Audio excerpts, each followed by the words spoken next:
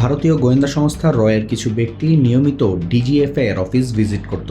7টি meeting রুমের একটি তাদের কাজের জন্য বরাদ্দ ছিল।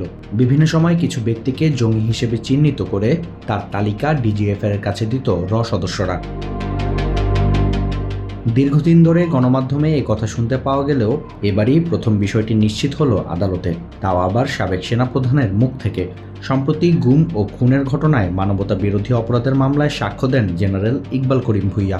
এ সময় উঠে আসে বেশ কিছু চাঞ্চল্যকর তথ্য। জেনারেল ভুঁইয়া বলেন, বেশ কয়েকটি সূত্রের মাধ্যমে তিনি জানতে পারেন সেনাবাহিনীর জুনিয়র অফিসারদের মিসগাইড করা হচ্ছে।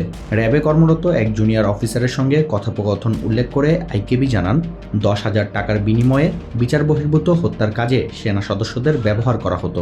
অপরাধবোধ থেকে অনেকেই টাকাগুলো মসজিদে দান করে দিয়েছিলেন। আইকেবির দাবি, 111-এর সময় তত্ত্বাবধায়ক সরকারের মূল নিয়ন্ত্রক ছিল ডিজিএফআই।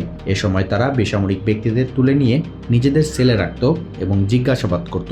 এর মধ্যে অনেক মন্ত্রী ও রাজনৈতিক ব্যক্তিও ছিলেন। এই প্রক্রিয়ার মধ্যে রেখেই তারেক রহমানের ওপর চালানো হয় অমানবিক নির্যাতন। জবানবন্দিতে সাবেক সেনাপ্রধান বলেন, 2008 সাল থেকে সেনাবাহিনীতে খুন শুরু হবার ধারণাটি ভুল। প্রকৃতপক্ষে স্বাধীনতার পর থেকেই খুনের সংস্কৃতি শুরু হয়েছে।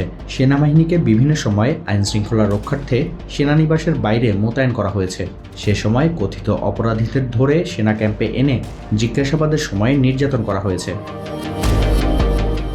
জেনারেল ভুঁইয়া জানান, সেনাবাহিনীর প্রশিক্ষণ এক গুলি এক শত্রু নীতির ওপর পরিচালিত হয়ে থাকে।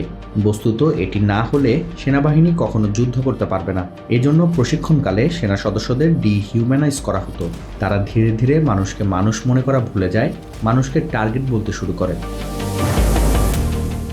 এর আগে গত 14 জানুয়ারি সাবেক মেজর জেনারেল জিয়াউল আহসানের বিরুদ্ধে 3টি অভিযোগ গঠনের মাধ্যমে বিচার শুরুর আদেশ দেন ট্রাইব্যুনাল 1। একই সঙ্গে সূচনা বক্তব্য ও সাক্ষ্য গ্রহণের জন্য 8 ফেব্রুয়ারির দিন ধার্য করা হয়। তারই ধারাবাহিকতায় প্রথম সাক্ষী হিসেবে জবানবন্দি দেন সাবেক সেনাপ্রধান ইকবাল করিম ভুঁইয়া।